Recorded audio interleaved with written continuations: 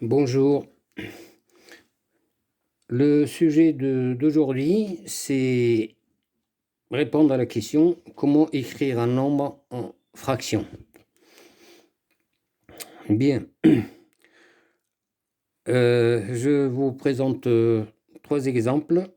Le premier, deuxième, troisième. Et on va répondre à cette question de deux manières, avec deux méthodes. Une méthode que j'appellerai SG, dans cette colonne-là. Et puis l'autre, qui est inédite, je la présenterai après. Bien. Alors, regardons l'exemple 1. On s'aperçoit que ce nombre s'écrit avec un motif qu'on voit ici.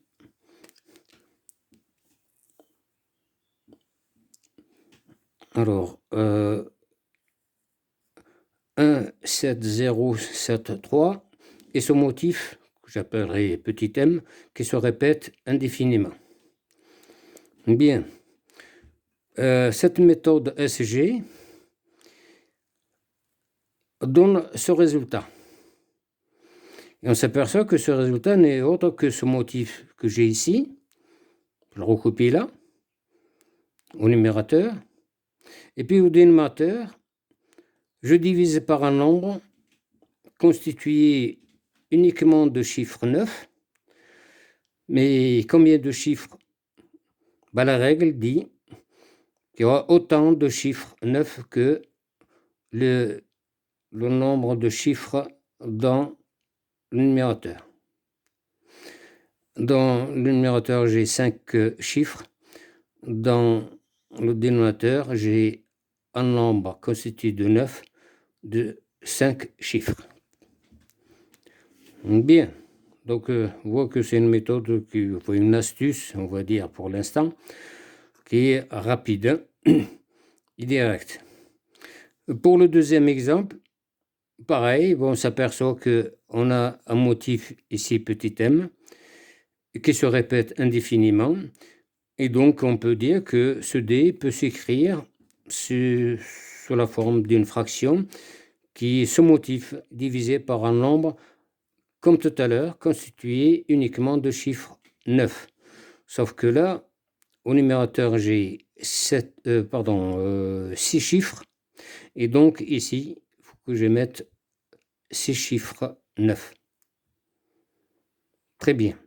Alors, en fait, ce n'est pas une astuce bidon, mais c'est une méthode basée sur une notion qu'on appelle suite géométrique, vous l'avez compris, et qu'on apprend donc à l'école, et donc c'est quelque chose de formel. Bien. Alors, pour les matheux, on s'aperçoit que ce motif, on le décale de 5 chiffres vers la gauche. Bon, on multiplie par 10 puissance moins 5. Celui-là est déplacé vers la gauche de 5 rangs ici. Et 5 rangs ici, ça fait un décalage de 10 rangs. 10 rangs, donc ce qui revient à dire que ce motif, je le multiplie par 10 puissance moins 10. Autrement dit, 10 puissance moins 2 fois 5. Pour le troisième, ça sera ce deuxième décalé de 5 rangs, mais décalé vers la gauche de 5 rangs, ça revient à multiplier par encore 10 puissance moins 5. Et donc, on s'aperçoit qu'on a une suite géométrique. Le premier terme, c'est ce nombre-là, 10 puissance moins 5, et une raison qui est de 10 puissance moins 5. On fait la somme qu'on connaît, on connaît la formule de la somme d'une suite géométrique. Très bien. Et comme ce nombre tend vers l'infini, on va attendre le nombre de termes à l'infini. On obtient ce résultat tel que je l'ai présenté d'une manière plus rapide. Et on voit que finalement, on tombe sur toujours le même résultat. Très bien, on fait pareil pour la suite. Voilà, donc cette méthode, je l'ai appelée donc, comme ça, suite géométrique, parce qu'elle est basée sur la notion de suite géométrique. Si par contre, on regarde le troisième exemple, eh bien, on s'aperçoit que là, manque de pause, je n'ai pas de période. Je n'ai pas de motif qui se répète. Donc ici, cette méthode appelée donc suite géométrique ne veut pas aller plus loin. Très bien. Bien, on constate un autre défaut. Déjà, il y a une limite de cette notion-là. On ne peut pas aller plus loin. Tant qu'il n'y a pas de période, on ne peut pas appliquer cette méthode. Une deuxième remarque, vous l'avez sûrement vu, c'est que les fractions que vous avez ici, elles sont un peu énormes. Déjà, on s'aperçoit que le numérateur est un multiple de 9, le dénominateur aussi, donc on pourrait aussi simplifier par 9. Bon, mais est-ce qu'il n'y a que 9? S'il n'y a que 9, ça va, mais le problème c'est que j'ose de chercher un peu plus longtemps pour trouver les autres. Passons maintenant à la deuxième colonne qui est basée sur une méthode inédite. Je vais vous la présenter ici. Cette méthode, je lui ai donné un nom. Elle est tellement inédite qu'elle mérite un nom. Je l'ai appelée méthode de coup de ciseau. Alors, qu'est-ce que c'est? Un coup de ciseau, c'est en fait un geste acrobatique qu'on utilise en foot. Voilà, vous avez un joueur ici et qui fait un geste acrobatique, voilà, dans l'air. Avec le premier pied, il va faire un retourné ici, suivi d'un deuxième retourné, et c'est ce deuxième pied qui va taper le ballon qui est ici. Bien. Un retourner un nombre, nous, notre affaire, elle est, comment dire, c'est une affaire de nombre. Retourner un nombre, par exemple, de tiers, ça fait 3 demi. Autrement dit, je fais l'inverse de ce nombre. Suivi de ce deuxième mouvement, donc un deuxième retourné, je le retourne, je tombe sur le même nombre de départ. Voilà. Donc, revenons maintenant à la description de cette méthode. J'ai un nombre D qui s'écrit donc avec une partie, une partie entière, que j'appellerai N0, plus une partie décimale. Et c'est cette partie décimale qui m'intéresse. C'est cette partie que je veux l'écrire sous forme d'une fraction. J'utilise cette méthode, cette analogie, si vous voulez, en cherchant l'inverse de D0. Si je fais l'inverse de D0, évidemment, je trouve D0. Sauf que là, comme il y a deux fois l'inverse, le premier, c'est 1 sur, je l'écris. Par contre, 1 sur D0, je le tape à la machine, parce que je connais D0, qui est non nul, je peux calculer son inverse à la machine. Il me donne en entier N1, une partie entière, si vous voulez, plus une partie décimale. Je note la partie la partie donc entière, N1, plus maintenant D1. Bon, maintenant, il faut que j'exprime ce D1 en une fraction. Ah ben, je fais pareil. J'écris 1 sur l'inverse de D1. Mais l'inverse de D1 me donne une partie entière plus une partie décimale que je note D2. Et ça me donne donc D1, eh ben, elle sera représentée par 1 sur, pour le premier inverse. Le deuxième inverse, ben, c'est un résultat que je note ici. En fait, je note le N2, mais le D2, je sais que c'est encore 1 plus, etc. Donc, finalement, pour résumer, pour ce D que j'ai au départ, il va s'écrire finalement N0 plus D0, on a dit c'est 1 sur une partie entière N1, que j'ai ici, plus une partie décimale, mais cette partie décimale, c'est toujours 1 sur, c'est-à-dire inverse, de l'inverse de D1, qui me donnera N2, plus encore une partie décimale, et ainsi de suite. On a l'impression que cette méthode est trop longue, hein, et puis un risque de ne pas s'arrêter quelque part. En fait, c'est si votre nombre de départ est un nombre,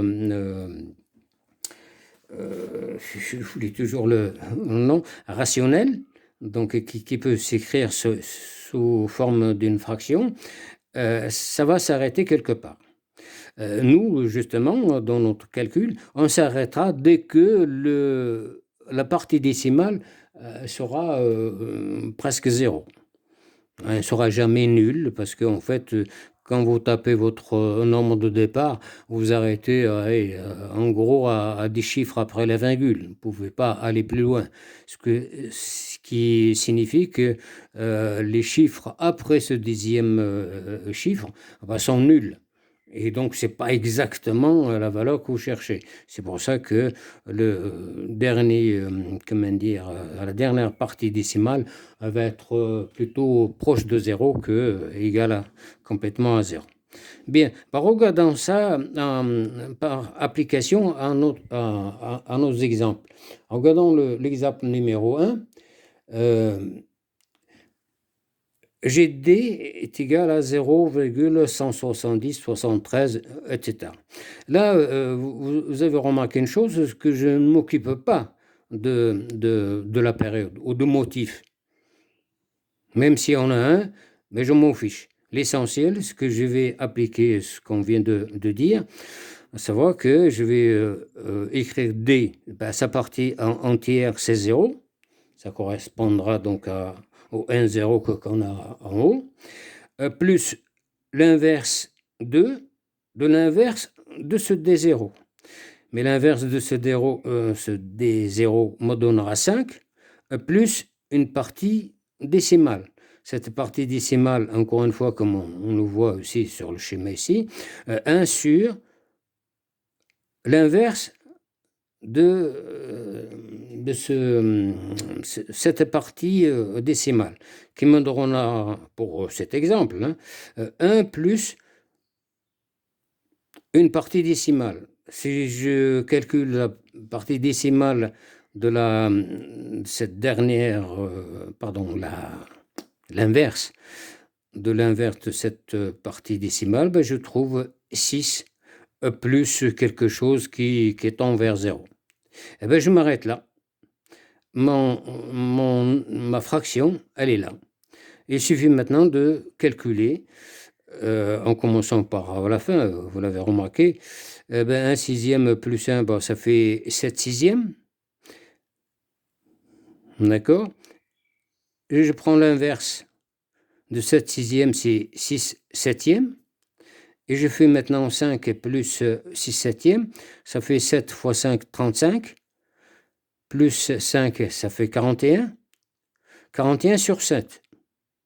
Mais 41 sur 7, c'est pour inverse, parce que c'est 1 sur, inverse 7 sur 41.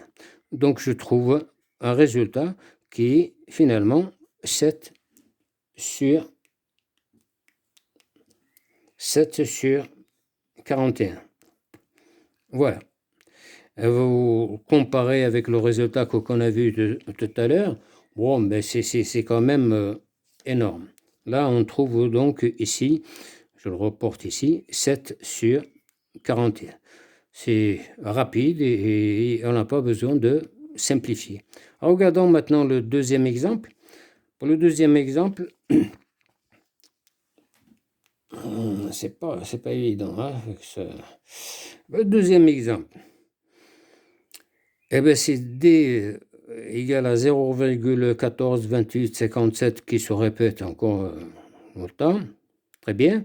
Je fais le même principe. Je note la partie entière, c'est 0. Et la partie décimale qui est effectivement ce nombre-là, c'est 1 sur son inverse.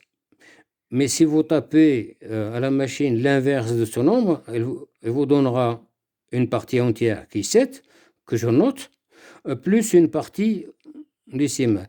Et on s'aperçoit de suite, dès le premier coup, que cette partie décimale-là, c'est presque 0. Dans ce cas, on arrête. Et donc, ma fraction, ça sera 0 plus 1/7. Si j'avais un 3 plus, etc., je mettrais 3 et je mets au même dénominateur, etc. Hein. Donc, je mets ce 0 exprès pour vous dire que, attention, n'oubliez pas, si vous avez cette partie entière de début, si vous avez un 3, quelque chose ici, vous mettez ce 3 et vous vous occupez de la partie décimale. Et vous trouvez directement un résultat 1/7. Vite fait, à une étape. Donc ici, ça sera tout simplement 1/7. Et bien, pour passer de là à là, d'après mes calculs, ça doit être dans le 2400, je crois 2439. Il faut diviser par 2400. Bon, pour le 9, ça va, mais pour le reste, c'est pas évident de tout. Alors qu'avec cette méthode de coup de ciseau, encore une fois, on arrive au résultat directement.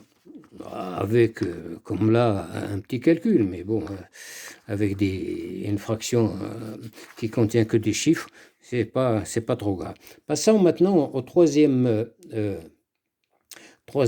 exemple.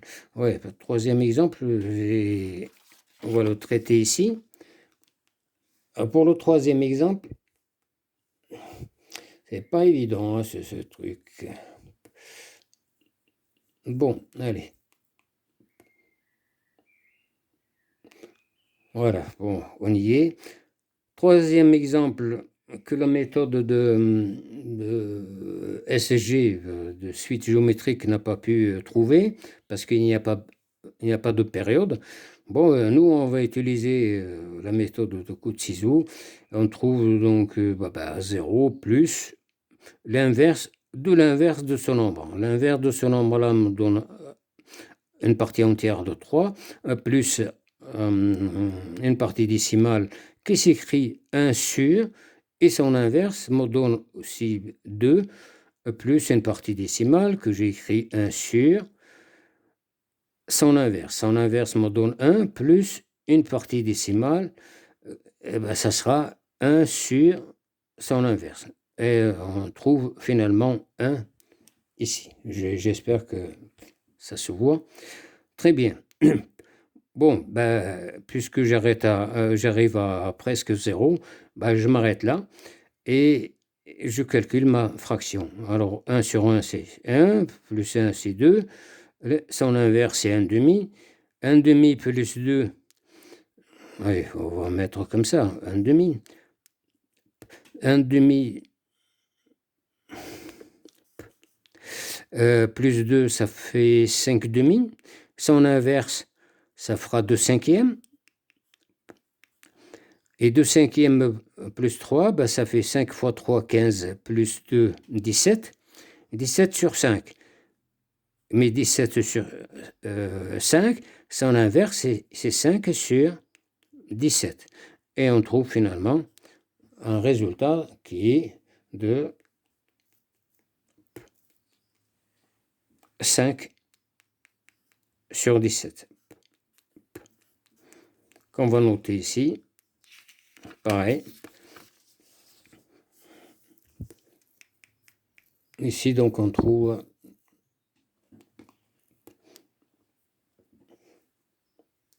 comme on a dit, 5 17e.